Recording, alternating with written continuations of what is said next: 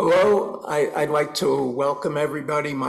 Today, my name is Stuart Goldware. I'm the current president of Congregation B'nai Shalom. And just a couple of things. Those people who are online who have questions that they may want to ask, they can do it by asking the questions in the chat. And I'd like to thank all of you for coming and introduce Susan Cohen-Grossman, who is the regional president of Hadassah, to introduce our speaker. Thank you very much. Good evening, everyone. I'm so delighted to be here. My name is Susan Cohen-Grossman, and I'm the region president of Hadassah, the Women's Zionist Organization of America. We in this region, which is called Central Pacific Coast, are 7,000 plus members. We are from, you're talking to a lot of people here, everywhere north of Bakersfield, whole rest of California, all of Nevada, except for the Las Vegas area, which is in another region.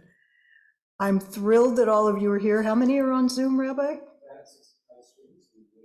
So 80 people plus, I don't know, 80 in the room. I'm just so thrilled to see everyone here in person and via Zoom. I don't know where I'm supposed to look for the Zoom people. Is that the camera up there? I met Gil Hoffman in Jerusalem last fall while on the Hadassah Region President's Tour, which was prior to the Hadassah 100th International Convention. Hadassah's been around for 111 years, but it was the 100th convention.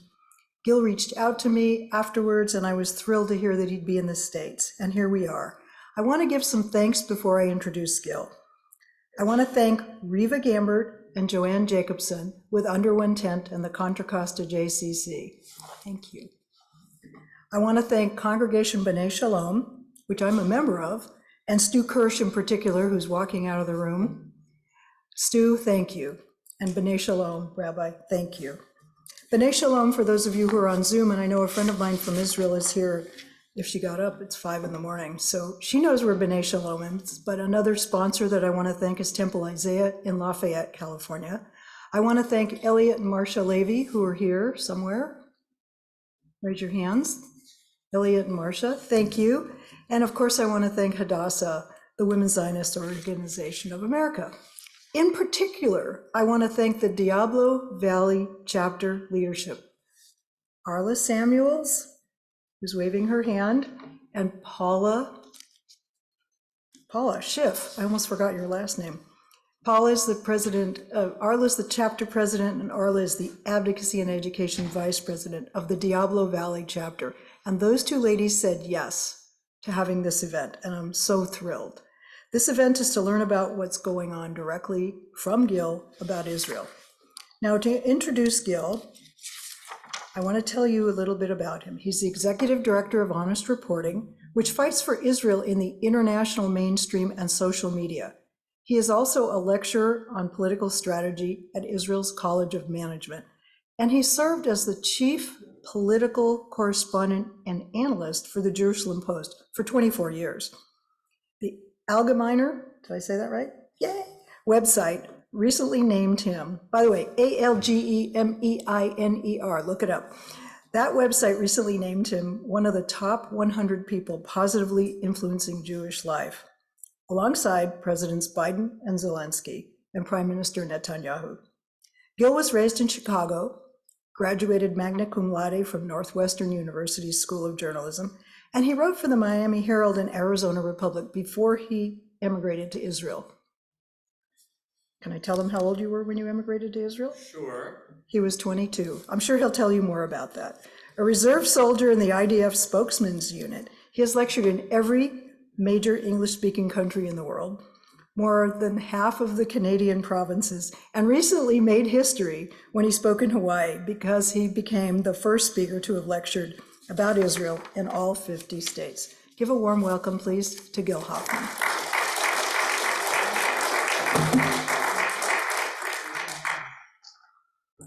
Thank you so much to Susan and to Stu and to Stu and to Stu. And thank you to Hadassah for helping me get the most adorable, wonderful little girl in the whole wide world.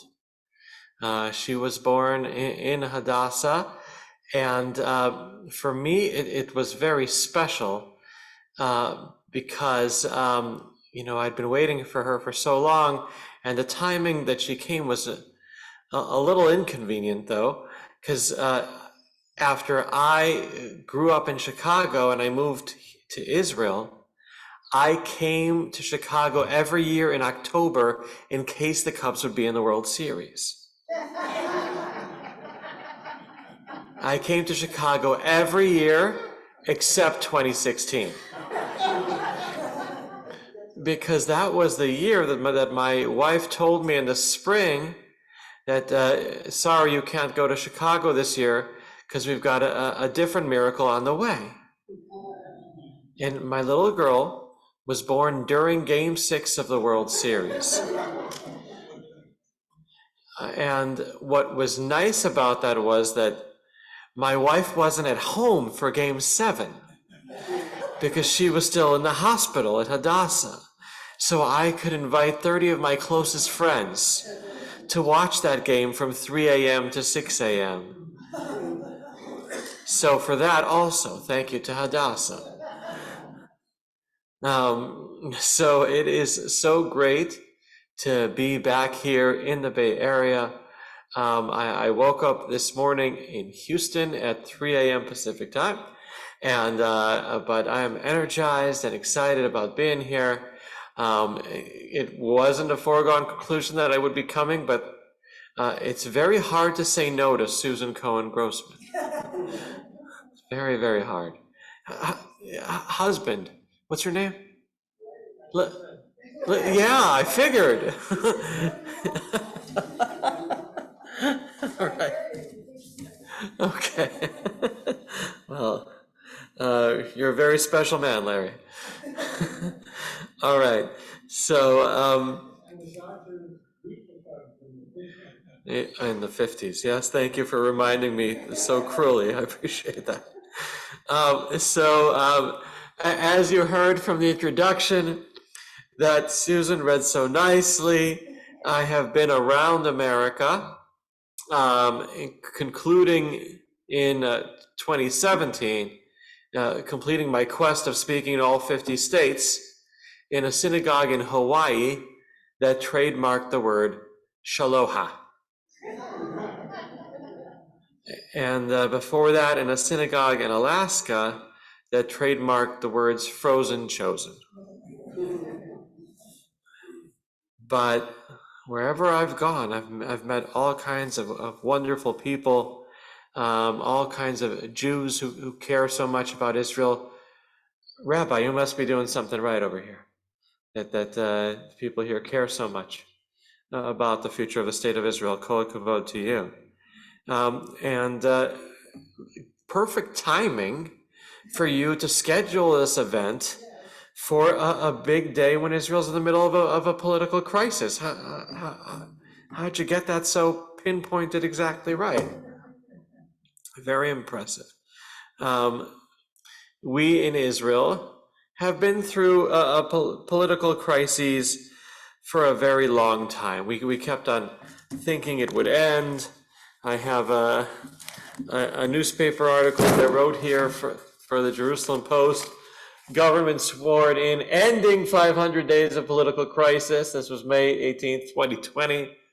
Plenty of political crisis since then, to the point that we've had 5 elections in 3.5 years. To put that into perspective, my little girl, I've always taken her with me to vote.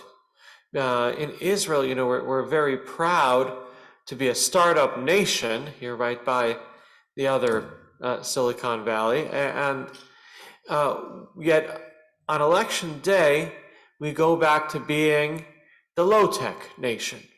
We vote by putting little pieces of paper in an envelope, putting that in a cardboard box where it gets counted by actual human beings, no computer involved at all, completely cyber-proof and Putin-proof. So a 5-year-old girl can vote, no problem for her daddy. And so I've taken her to vote now 5 times for Knesset and 2 for mayor. So she has voted 7 times before turning 6. And a couple times ago when I took her to vote, as we were getting closer, she says, "Daddy, where's the water?" I said, "What water?" She said, "Aren't you taking me on a boat?" And I said, "No, we're going to vote." And she said, "Again, Daddy, we always vote. When are you taking me on a boat?" And since then, I have indeed gotten to take her on a boat. I've had more time since I left my job working 24 hours a day, 6 days a week at the Jerusalem Post covering politics. It was an accomplishment that I left the Knesset after 24 years working there without an indictment. You laugh, but the other few people who've left after 20 years lately left with an indictment. It's not so easy. And it was really symbolic that my last day of work at the Jerusalem Post, after covering politics for so long, the government fell apart. This was my headline. Israel heads to elections, will need to be the interim prime minister. That was the last article I wrote for the Jerusalem Post, which was, it was symbolic in part because that government that fell apart had a small role in helping it be formed, inadvertently, I guess. I'll take you back in history. When an Israel speaker says, "I'll take you back in history," they usually mean 3,000 years. You'll have to settle for 10. 10 years ago, August 2012, I was having a long conversation with a guy who had just entered politics named Naftali Bennett in the cool August Jerusalem night air. And he mostly talked about himself, about how he'd be prime minister one day. Yeah, right, Naftali. And then he asked me a couple of questions. He said, "Do you know Yair Lapid?" Lapid had been an anchorman on TV until 3 weeks earlier. And I had this get-to-know-you meeting with him at his house in Tel Aviv. He's got this man cave with boxing gloves. He worships Muhammad Ali. And so I said to Bennett, "You know what? Not only do I know Lapid, but I think you guys would make good friends." And he said, "Really? Could I have his phone number?" And so I gave Bennett Lapid's phone number, and that led in part to the government that we had until a couple months ago. Now, we're told in Judaism that if you make 3 shidduchs, 3 matches, then you go straight to heaven. Now, I've made 1 political match. I've been told that if I make 2 more, I go straight to hell. So that government, though, looked really good to the world. The world likes diversity. That government had in it right wing and left wing and everywhere in between, and LGBT and homophobic getting along, and very orthodox and very anti-orthodox, and everywhere in between. It would be the equivalent if in America, AOC and Ted Cruz formed a government together as co-presidents of the United States. If the people who invaded the Capitol that day and the squad got together in a room and said, "Can't we all just get along and govern on what we agree on?" What they agreed on was the need to oust Netanyahu, which they saw as very urgent. And that was enough to keep them together for a while anyway. And then now the government that we have now, let's just say it receives less good press. The day after our election, I heard my team at Honest Reporting talking. And one guy says to the other, "Our job just got harder, didn't it?" And I shouted at them from upstairs, This is why you were born. We might not have been needed a media watchdog organization about Israel until the day before that election. But now it's a lot more of a challenge. There are plenty of articles we read that are very critical of Israel, and we read it and then we say, yep, nothing wrong here. And but there is plenty that we read that needs changing. And so to give the important caveat, I covered politics for 24 years, and still I'm very proud. No one knows who I vote for, not even my wife. And I would not have left the Jerusalem Post for an organization that would be left-wing or right-wing. I want to keep my internal impartiality. That's very important to me. I learned at Northwestern, the School of Journalism, that objectivity exists. You can be pro-Israel, but when it comes to internal Israeli politics, stay out of the fight. And that's what I'm going to try to do here tonight as well. I can explain what's going on. I can put it into perspective, but I will not defend or justify. And that's true for Israeli politics and American politics as well. Okay, so how did we get here? How did we get to having a government that's been described by media around the world as the most fringe, hardline, right-wing, extremist government in the history of mankind on this earth? How did we get there? The answer is 3 S's: security, stability, and the other side screwing up. All those parties that united in order to get rid of Netanyahu, they thought permanently. Once the election was called, they turned the knives on each other, and that's what helped Netanyahu come back to power. Their knives are still on each other right now. That is, now Netanyahu ran a very smart campaign. He ran a campaign with the slogan, "Vote Netanyahu for 4 years of stability."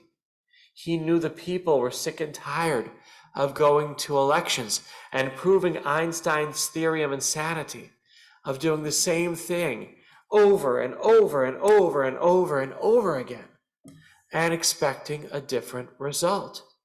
He knew there were plenty of people who thought to themselves, I don't like Netanyahu very much, but he's the only one who could form a stable government.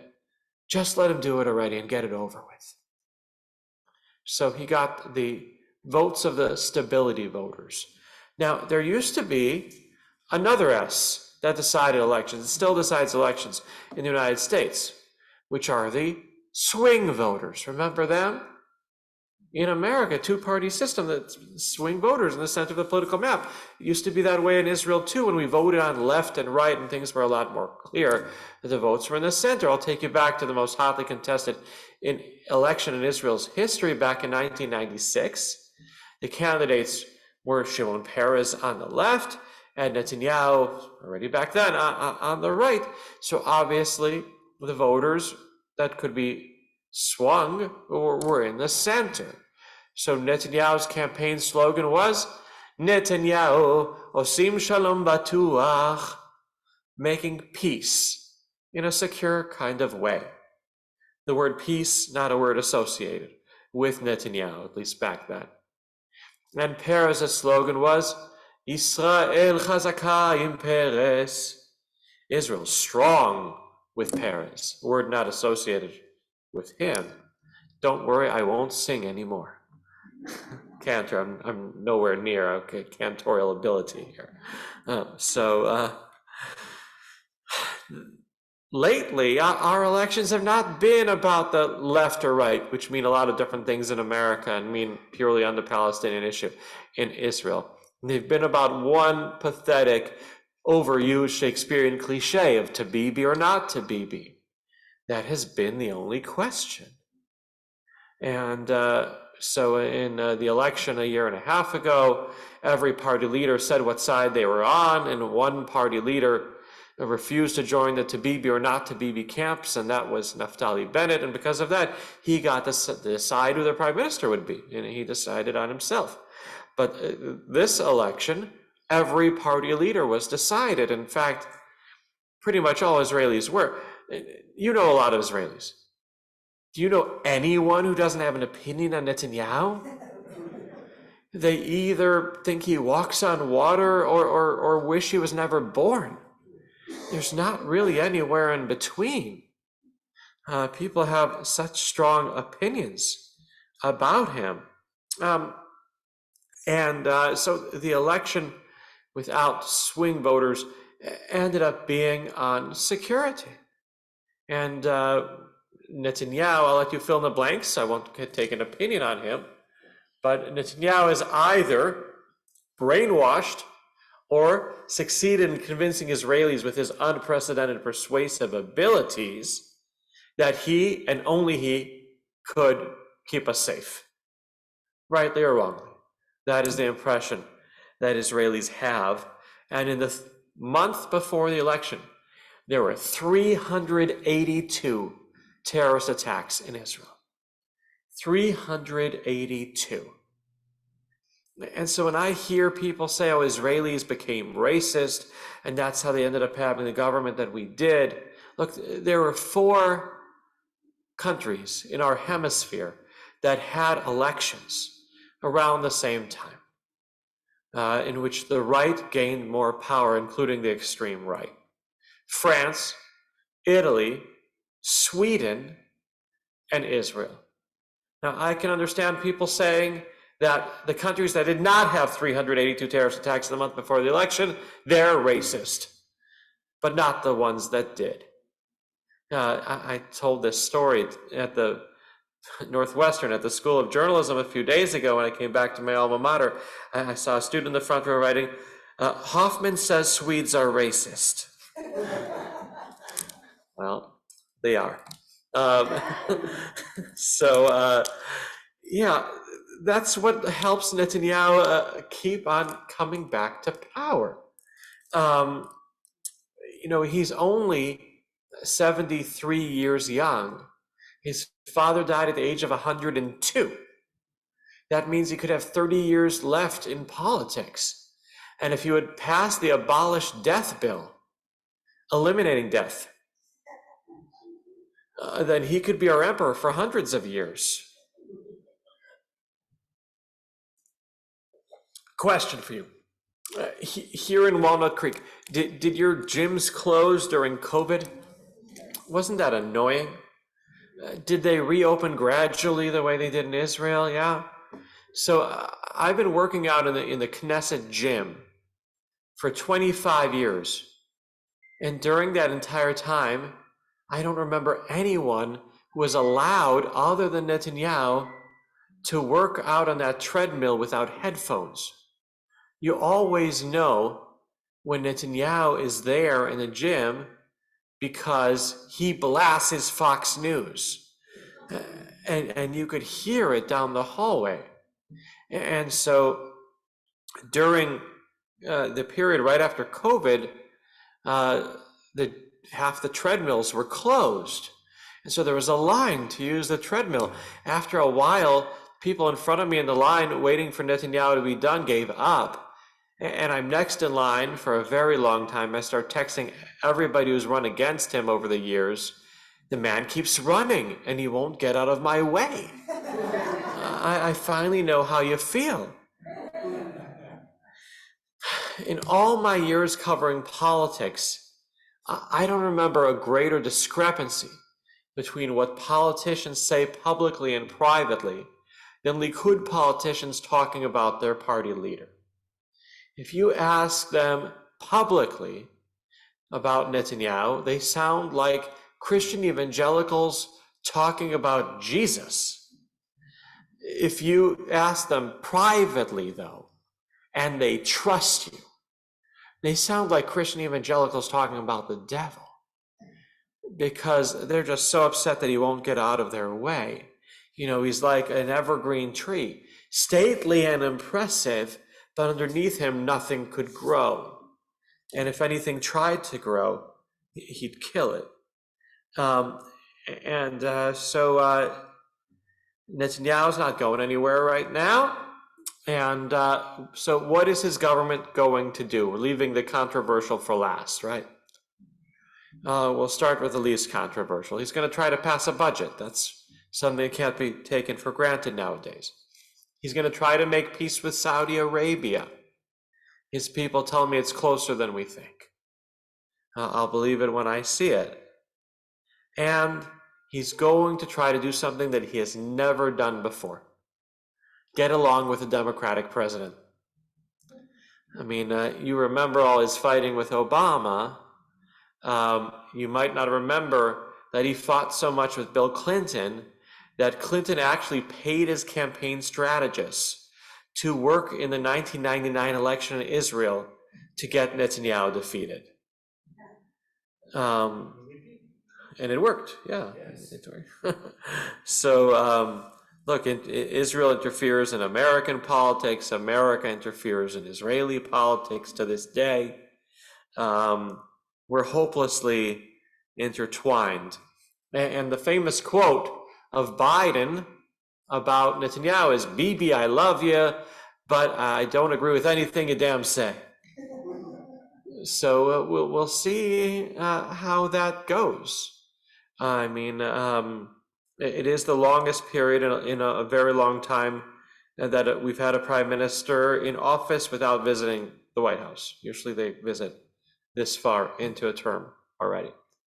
And that's not a signal of anything going wrong. They've got a different focus right now, which isn't such a bad thing. But today there was a vote in the UN Security Council that Israel would have wished that America would have stayed out of. But there are a couple issues that normally Netanyahu fights Democratic presidents about that are no longer a factor for the most part.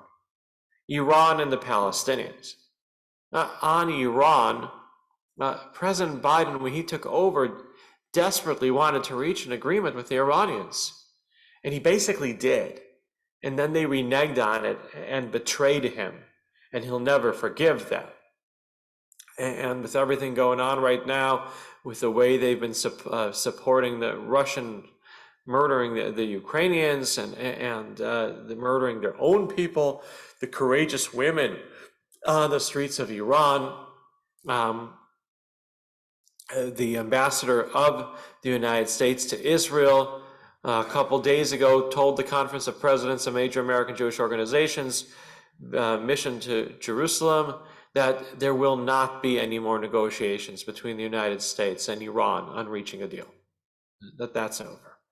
So, the Biden administration, they sound a lot more like Netanyahu than Obama on Iran. So I don't expect there to be too much fighting there.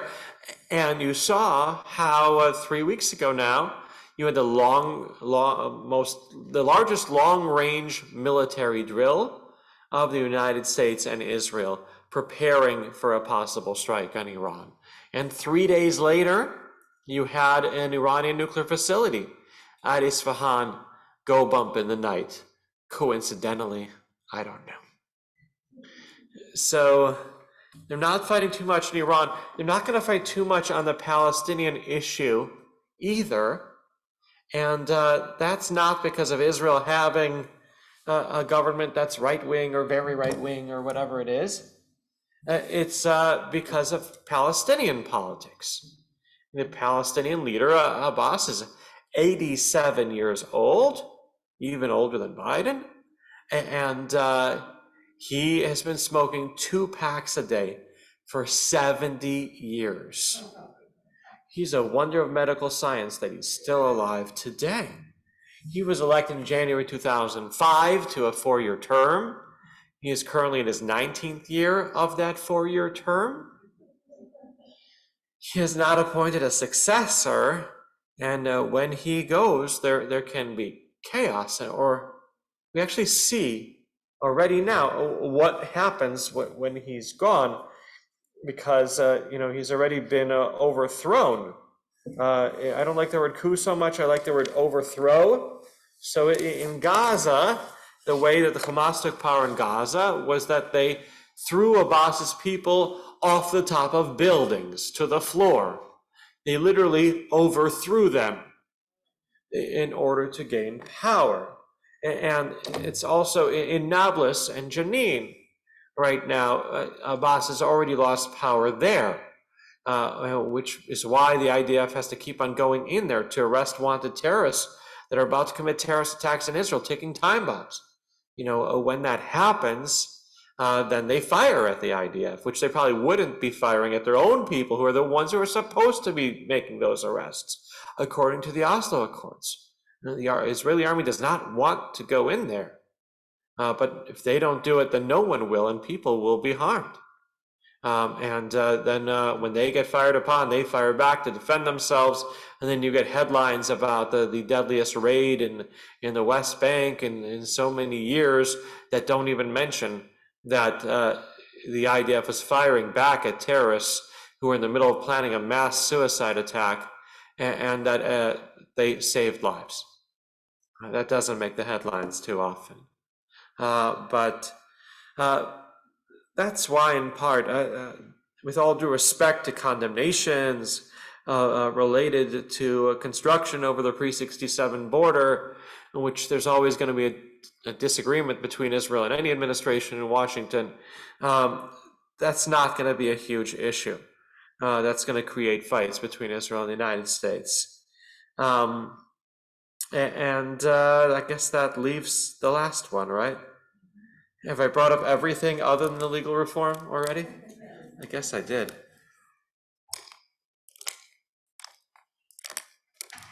Okay, here we go.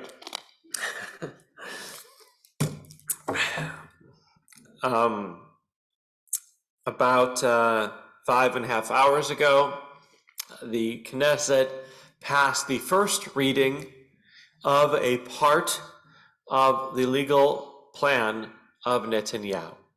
Before I say what's in the plan, I do want to emphasize that the legislative process in Israel is complicated. It is not law. That's why I always try to not use the word pass, to use the word advance, because it needs to pass 3 times in the Knesset plenum and 3 times in committee. So there is still a long way to go in that legislative process. Right? So important to say that to begin with. Now, what is in that plan? And then I'll say what the people in favor it say, and then what the people against it say. So the plan calls for changing the way we choose our judges in the Supreme Court. Currently, 5 of the 9 members of the committee are current Supreme Court judges and their allies, representatives of the Bar Association. So they have a majority among the 9. And the plan calls for making there be a majority of the representatives of the governing coalition of Netanyahu among the 9.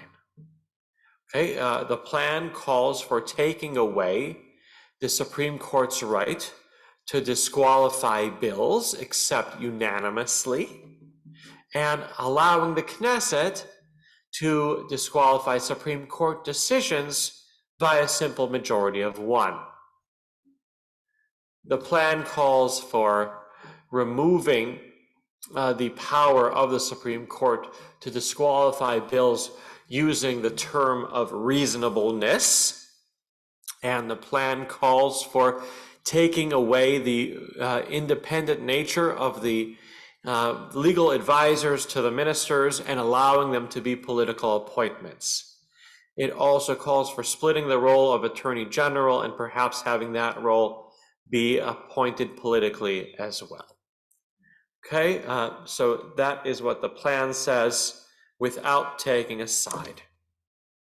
The side that is in favor of the plan says that these reforms have been needed that they call them reforms. I made a point of, we're using that term only on the positive side. It's a plan is the neutral. Reform is the positive word. We'll use other words when you get to the negative. Okay, so they say legal reforms have been needed for a long time, as have been proven at times, like with the Gaza Strip disengagement. where the people living there had nowhere to turn because the executive and the legislative and judicial were all of one mind. They say that the Supreme Court has been, in part because the judges have been choosing their successors, they've been elitist, Ashkenazi, old white men. And they are in favor of diversity, which there has not been very much of in the Supreme Court and its history. They believe that it's important to give the right to choose the Supreme Court judges to the people. And they believe that by having the governing coalition choose the judges, they are empowering the people because they are elected officials. Netanyahu made a point today of quoting the American Constitution by saying, "We the people," in English. He believes that this will improve the Israeli economy because there's been too much of a bottleneck of litigation for too many years. We in Israel are usually proud to say that we have a larger percentage of lawyers per capita than any country in the world, more Jewish lawyers per capita than any state in the world other than New Jersey. But having so many lawyers makes things get out of hand, and companies that to enter a new country usually takes them a couple years. In Israel, takes 9 years due to that litigation. So Netanyahu has said over and over again that his legal plan would make Israel more democratic, more empowering the rule of law, and more economically sound. That is their side.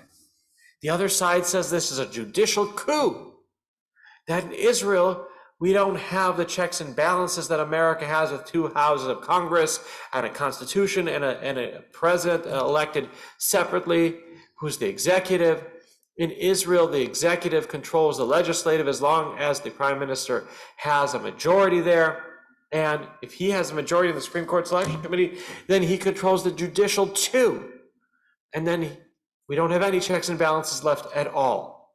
And if they take away those legal advisors in the ministries, and the ministers can do whatever they want and be corrupt and get away with it. And then if the Supreme Court can't overrule bills anymore, then what if someone puts forth a bill that says that you can't put a prime minister on trial anymore? I don't know why someone would propose such a bill, but that could happen, and then the Supreme Court won't be able to overrule it anymore. They say that our democracy is in danger, and they're very worried. They're very worried that we would follow the direction of other countries away from democracy, and it would cause irrevocable harm. So both sides believe very strongly in their opinion. It is probably more intense than I've ever seen Israel right now. I saw Israel during the Oslo process, ahead of the assassination of Yitzhak Rabin, and it was very, very intense back then and after. I saw Israel ahead of the withdrawal from Gaza. That was very intense too. And this one takes the cake. I wasn't around in the 1950s when we accepted the reparations from Germany. I'm told that that was the closest Israel ever got to civil war. Maybe someone here remembers that. I don't. But this is as intense as it gets. And there are those who say it's too far away now to be able to reach a compromise anymore. After all, we've been through 5 elections in 3.5 years. That creates a certain amount of trauma that prevents compromise. The Netanyahu side says, we finally won. Now no one can stop us. We can get away with anything, so we might as well. And the other side says, well, we thought we got rid of him for good, and we didn't, and now we're bitter about it. So even though we support part of these reforms, we're not going to let them pass because it would give him a partial victory. That makes it really hard to reach a compromise. Do I still think it can happen? The answer is yes. And that's because our president, Isaac Herzog, is the ultimate consensus figure in Israel, probably the only one who's more consensus among Israelis other than Gal Gadot. You know, he was elected by a larger majority than any president in Israel's history, including the people who ran unopposed. So if anyone can do it, he can. And he told the Conference of Presidents a couple days ago that he thinks absolutely is possible to reach a compromise. A lot will depend on the timing. Netanyahu used the word compromise 5 times today, as if like, okay, he felt like he passed this bill in the reading that he did, check mark, and now he can talk. Got it out of his system. The other side, though, is now even more bitter. It's going to be hard, but the timing you have to understand. Politicians and journalists have in common that we don't do anything until the last minute. That's how we are. So the last minute is before it gets passed into law, which is still a few months away. And between now and then, Israel's going to look really bad. I mean, that's why I'm glad that I went to work for Honest Reporting, because there are times ahead now where Israel's not going to look very good. And it's important that we look good, because winning on the media battlefield is the key to winning on the military battlefield. I'll take you through a couple wars in Gaza. If you remember May 2021, remember we knocked down a tower that was called the CNN Tower in Gaza? And we gave them an hour to leave because that's what we do to save lives, but it also gave them an hour to film it from every possible angle. But to tell the world that this was also the cyber tower of Hamas, and taking it down saved lives, well, that took them more than a month. And by then, people weren't paying any attention. Fast forward to the war in August of 2022. Well, then there were some children who were unfortunately killed in the Jabalia refugee camp. And there was a security cabinet meeting taking place at that time. And so the general, head of Southern Command, told the ministers, don't worry, we didn't do it, and we have proof. And the guy who's in charge of PR said, then let me tell the world. And the general laughed at him and said, no, it's going to take a month to investigate. And then the politician said, wait a second, this guy's right. We really should tell the world. And we did. And that's how we went from having a not so miraculous 6-day war to a war that lasted only 2.5 days. That's always been the key. Now, you know who said first that the key to winning a war on the military battlefield is to win on the media battlefield? Osama bin Laden. That's his quote. But I think it's true. And so we're going to keep on trying to fight that fight and win.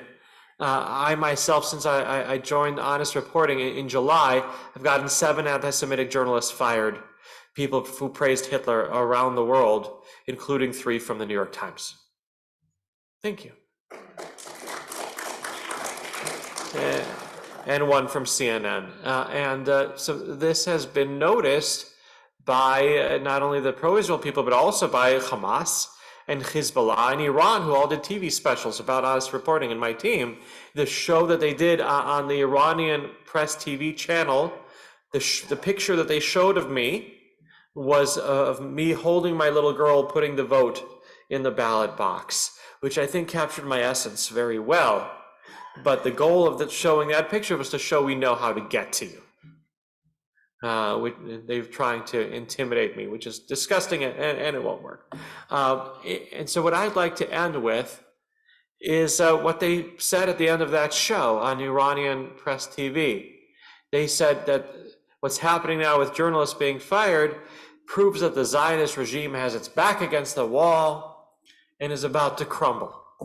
And Nasrallah of Hezbollah said something similar about the fight over these legal steps this week. And that cannot be further from the truth. I'd like to think it's the Iranian regime that has its back against the wall. And those women protesters, wish them the best of luck, and that their regime should, inshallah, fall very soon. And meanwhile, the state of Israel will continue to succeed and thrive, in part because of the people who support Hadassah and who go here to B'nai Shalom. And so I want to thank you so much for your support of Hadassah and your support of Israel. Thank you very much. So I want to thank Gil. There are cards going to have questions, and I have a bunch of questions that people have given me already. So if people want to bring them over, I'll try to keep moderating some of these questions. So just to start with, Stu, could I have a chair to sit during the question time? sure, so we'll help you with that. I'll grab, and maybe another microphone too. About 15 flights in the last week, So a chair and microphone are both on their way. Okay, so two questions first related to the judicial reforms. Thank you, Ken. So first, you suggested that there are several readings that will have to take place before these reforms take effect. And so the first question is there any reason to assume that the law won't pass, that these reforms won't pass? Some of them will pass and some of them will be toned down. For instance, that 61 vote majority to overturn a decision by the Supreme Court, I'd like to think it's going to be a wider majority. The president's plan calls for no one having majority in the Supreme Court Selection Committee, having representatives of the people, whatever that means, they'll still figure it out, be part of that committee. And you'd have three from the coalition, three among the judges, and you'd have representatives of the opposition as well. And that way, no one has control. So those are the kinds of reforms. Reasonableness, there's ways of defining when it can be used and when it can't. There are all kinds of games that can be played to make it palatable. And somebody very close to Netanyahu told me he realizes that even though he can get 90% of what he wants, and even though he feels that he's right and legit and everything, in order to have these changes, have staying power, it's better for him to get 70% than not 90%. And a second question related to that, Lawfare, which is Brookings Institute publication today, had an analysis of the reforms that suggested that the two largest concerns were the elimination of judicial review and maybe even more concerned, the limiting of the role of precedent in Israeli democracy. Role of precedent? That is the applicability of one case to another, that the reforms suggest that you couldn't apply. I wasn't aware that they would take away a judge's right to do that. Okay, so I'll pass that on from Brookings. Okay, a second, well, okay. So set those aside for a moment. Someone asks, Abbas will be 88 in 2023. What will happen when he's no longer the leader of the Palestinian Authority? That's a great question, whoever asked that. And the question was about what will happen when the Palestinian leader dies. And I asked Netanyahu's people whether they're getting ready for that. Oh, no, I asked them, is America getting ready for that? And they said, I wish we were getting ready for that. Neither of them are, and it's a problem because it can happen any minute now. I haven't checked my phone in 45 minutes. He has been sick in the past. And so what happens when he goes? I asked this question to Khalid Abu Talmeh, who's been covering the Palestinians so brilliantly for the Jerusalem Post, very courageous man. And I asked him, is there going to be civil war? He said, no. I said, really, why not? He said, because to have a civil war, you have to be able to go from town to kill people. And Israel controls the passageways between the different cities in the West Bank. So they can't go from town to kill people. And in fact, that's why there's not chaos in the West Bank right now. They would be going from town to kill people now People don't understand that what some call the occupation saves lives every day among the Palestinians. It facilitates them being able to work and have normal lives. And so even then it would. Even then, you'd have the involvement of the IDF of facilitating to whatever rule that they get. Chances are the rule that Abu Mazen has now would be split up among three. He has three jobs. He's the head of the Fatah, he's the head of the Palestine Liberation Organization, and he's the head of the Palestinian Authority. So all those three roles could be split among different people. You could have one who's more of a military guy, one who's more of a political guy, and one who is the voice to the world to talk to the world. I'm going to rephrase this question a little bit. I think that the issue of Israel advocacy is particularly fraught on American campuses today, and we're perhaps here in the Bay Area, the epicenter of some of that. Oftentimes, I think what goes on here on campuses is somewhat disconnected from the political reality of the region. I guess I'm just curious who might comment on that a little bit generally. Sure, I've spoken on campuses in pretty much all 50 states, and I'm going to Berkeley tomorrow. Should be fun.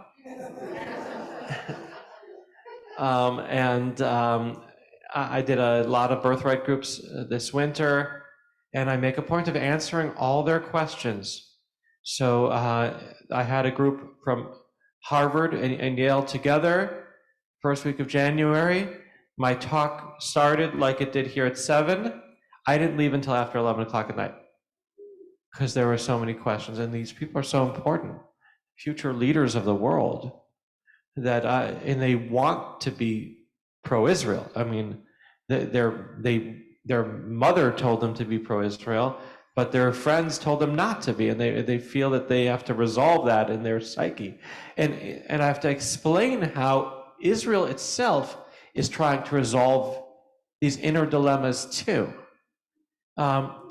Israel is a Jewish state and a democratic state. How do you make those two concepts work together? It's not so easy. Usually it works beautifully, but sometimes it doesn't, like now. And so we're still a young democracy. We're still trying to figure things out. We're still wrestling with our identity. We're transitioning between different aspects of our identity right now. And when people who in countries that you love are transitioning, you need to show them respect and let them figure it out. That's an important message on college campuses that I think they understand. There are a few questions here that deal with the influence of Orthodox nationalism in the current government. And so maybe someone asks, my child will be traveling to Israel on a birthright trip. What's the likelihood, if they participate with Women at the Wall, that they'll be arrested or deported for that type of activism under the current government? Okay, so I'll answer the Women of the Wall part and then a more general about treatment of religious pluralism in Israel, because I do usually mention it and I forgot. Women of the Wall tries to pray every month on Rosh Chodesh at the Western Wall, so they'll be praying again tomorrow. Well, welcome to Rosh Chodesh Adar.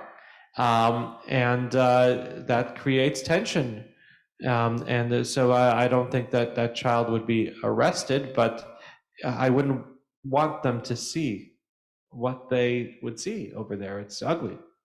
It's the Western Wall agreement that Netanyahu had agreed to and then reneged on after his ultra-Orthodox partners came under pressure from their constituency, would have facilitated creating a larger egalitarian prayer space at the Western Wall where they wouldn't be able to be harassed that way. My own daughter, she read from the Torah at the egalitarian prayer space that there is. It's kind of a mangy, unkempt place. But still, I'm really glad that she had that opportunity. She read the creation of the world there at the Western Wall. And it was really beautiful. So I hope that the child who would go on birthright would be able to just go to the egalitarian prayer space on a regular Shabbat and join prayers there that are very beautiful, and not go into something that is seen as provocative, intended to be provocative, and see tension that looks ugly. That's the question about the Women of the Wall. But in general, is this government going to do something to harm the Reform and Conservative movements? The answer is no. Are they going to help the Reform and Conservative movements? The answer is obviously no. No government in Israel was particularly friendly to the Reform and Conservative movements, let's be honest. And so if this government doesn't do anything to harm them, then we should be happy about that, right? So I'll take you to the speech of Moshe Gafni, the head of the United Torah Judaism, ultra-Orthodox party, on the day that the governor was sworn in. He said to all the traditional and secular Israelis watching me right now, who are concerned about changes of matters of religion and state that our government will do, you know what we're going to change? Absolutely nothing. And then he said, to my own constituency of ultra-Orthodox who want me to change the status quo on matters of religion and state, you know what I'm going to deliver for you? Nothing. What politician talks that way? You know, that says I'm not going to give anything to my constituents, and I'm going to give my opponents everything they want. The longest serving politician in the Knesset today. He can get away with it. And I believe him. So just two more questions. One is I guess rather specific. So in your remarks, you said that it's unlikely, or at least in your assessment, it's unlikely that peace with Saudi Arabia would be coming. And there's a question about why you felt that was not particularly likely. Oh no, I mean I said I'll believe it when I see it. But the people closest to Netanyahu. First of all, the Abraham Accords is a very consensus issue in Israel, and I challenge you to think of anything that Donald Trump did that the Biden administration has accepted wholeheartedly. I like hundreds of thousands of Israelis, I've now been to both Dubai and Morocco, and it was great. I felt a lot safer wearing a kippah on the streets of Dubai and Marrakesh than I felt in London and in Paris. Like many great kosher food options there now in Dubai. It's come a long way. And in Marrakesh, I went to this synagogue there, and then I walked through the market on the way back to the hotel. I was wearing a Cubs hat, and I was wearing a white shirt. And wherever I went into that market, people said, Baruch haba, Baruch haba. Do I look Jewish? So it really surprised me that they were so welcoming, or that they knew. Do only Jews wear white shirts on Saturday? Is that a thing? Do I think Saudi Arabia will happen is the question. And the people closest to Netanyahu told me that it really depends on the Biden administration. The Biden administration came a long way, from being absolutely disgusted by Saudi Arabia to having Biden visit Saudi Arabia right after he came to Israel.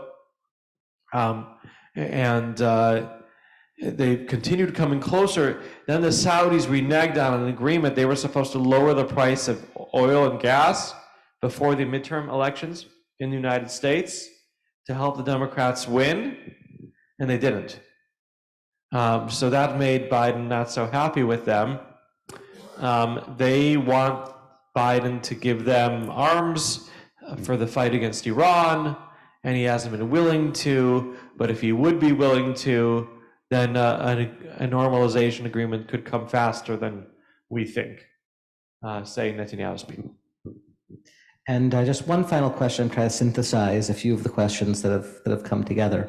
Sure. The classical model of American Judaism's engagement with Israel has been to support the state of Israel and to take a backseat on the questions of domestic Israeli politics. Increasingly, though, and that's sort of predicated on this, the idea that Israel is a Jewish state and a democratic state. So there are kind of two things that are going on, I think, in the ways that people look at Israel, seeing it perhaps as on a trend towards slightly less democratic, perhaps, and also less inclusive of models of Judaism that had been historically on the one hand. And you also see political actors both on the right and on the left, as you mentioned, seeking to influence domestic politics of Israel. So I'm curious, in your assessment, if the model of an apolitical American engagement, or one that doesn't engage directly in Israeli politics, is a model that still works. Wow. So first of all, just to point out one more thing, is today there was a speech by the Diaspora Affairs Minister Amichai Shikli to the Conference of Presidents of American Jewish Organizations. And he said that he is campaigning to make Israelis more respectful of Reform and conservative Jews, including among the ultra-Orthodox. So that was also very refreshing to hear. He said that Israelis don't understand Reform and conservative Jews, that he looks at them as aliens, was his word, because they're just not familiar with the streams, and that he wants to change that. So that was interesting. But yes, the answer to your question is yes, Rabbi. We've got the Seder coming up in only another 4 weeks. I'm sorry to say. Seen grocery stores in America I've been through already have starting selling matzah. In Israel, they wait until after Purim. But we learn at the Seder, the message is Chanoch hana'ar al pi darko. Educate your child according to his way, according to his path. And that's the way it needs to be for Israel engagement. There needs to be different ways for different people to relate to Israel. So if they are right-wing politically, they should have right-wing ways to relate to Israel. And if they are left-wing and progressive, then they should have left-wing and progressive ways to relate to Israel. And if they're LGBT, they should definitely have ways to relate to Israel that way. And if they're environmentally conscious, then they should have ways to do that, which we're very proud of Israel recycling 80% of its water, and no other country recycles more than 20%. And if they're into culture and film, our TV shows and our movies and our actresses and everything that are so successful is a way to relate to Israel. And if they're lawyers and if they're into democracy and spreading the rule of law or against it or whatever, they also, I don't think people should be limited. It's all part of being pro-Israel. And so if you're disappointed in decisions that Israel's making, then absolutely make your voice heard. I know there are demonstrations against those steps here in the San Francisco Bay Area. I get pictures every week they send. And that's fine. That's beautiful. You're participating in Israeli democracy. You're part of the Jewish people. You're part of the family. Just all I ask is don't give up on Israel. Even when they're making tough decisions, even when they're going through transitions and figuring themselves out. Naftali Bennett said in a beautiful way when he spoke to UGA last week, he said, a time of crisis is not a time to give up on your family. So I think that that's my message. And I think that's been the message of Hadassah, that Hadassah is so apolitical and it doesn't get involved. It's your mother. She'll be critical of you sometimes, but she does it out of love. And so I appreciate the love that you give to the state of Israel here in Walnut Creek. Thank you. So I just get to offer a few final thank yous. So first of all, I want to thank Gil for just such a thought-provoking hour of discussion. I know we're all really grateful for you and for the advocacy work that you're doing every day on behalf of Israel and our community. So thank you to Gil. And I just have a few additional thank yous. So I want to thank the Contra Costa JCC again, and Under One Tent, Diablo Valley Hadassah, Temple Isaiah, Marcia and Elliot Levy, and on behalf of our community, invite folks down to a dessert reception in the social hall. So thank you, everybody.